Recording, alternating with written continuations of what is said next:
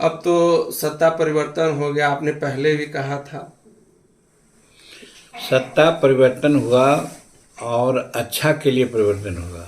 कहने का मतलब कि हम लोग कुछ भटक गए थे इधर उधर और रास्ते पर चले आए हैं। जो 2020 में चुनाव हुआ, वो चुनाव एनडीए के नेतृत्व में सरकार बनाने के लिए किया था और बना भी था।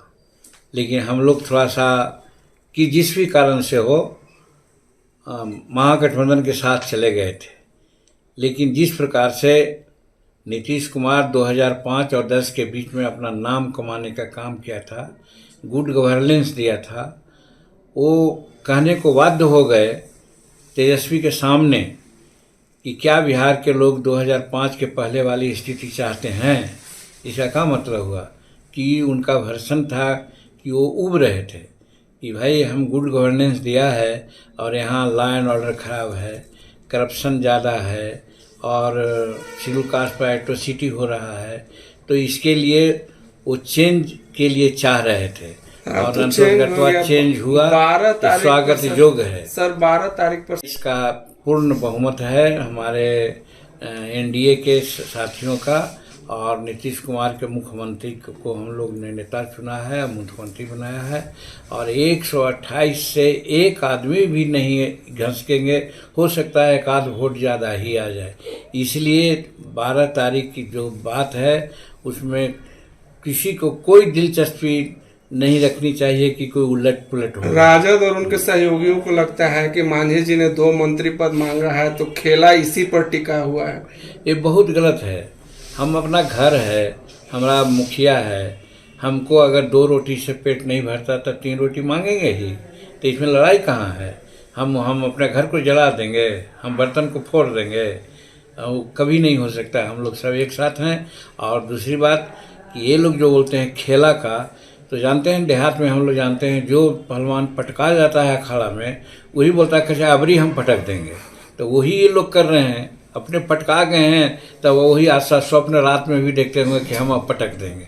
तो वो सब उनका ख्याली पुलाव है। और हम समझते हैं कि नीतीश जी के नेतृत्व में सबको अटूट विश्वास है और जो एनडीए की सरकार बनी है वो 128 लोगों के बहुमत से बनी है।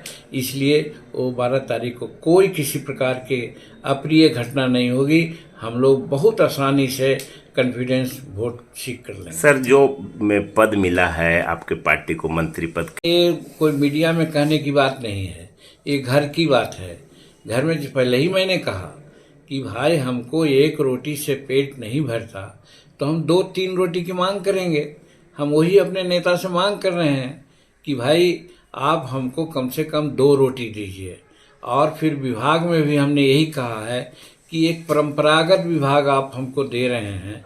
हम देहात में रहने वाले हैं, काम करने वाले हैं गरीबों के बीच में, तो हम मकान बनाना भी जानते हैं, हम पानी पिलाने के लिए चापाकल गाड़ना भी जानते हैं, हम रोड बनाना भी जानते हैं, हम पुल भी बनाना जानते हैं। ये सारे विभाग ऐसे हैं जो गरीब से संबंधित है और हम गरीब की राजनीति करते हैं। तो इसलिए हम अपने नेता के सामने एक मांग रखी है और ये देना न देना उन पर है। लेकिन ये भी सोच लीजिए कि न भी देंगे तो कोई इसके लिए हम अप्रिय बात किसी से नहीं कहेंगे और न घटने देंगे। क्या कोई खास विभाग सर, जैसे शिक्षा, स्वास्थ्य? हम जो कह दिया, हम तो फरियाद के कह दिया कि भाई ये सब विभाग अगर मिले तो देहात में, ग्रामीण क्षेत्रों में हम कुछ काम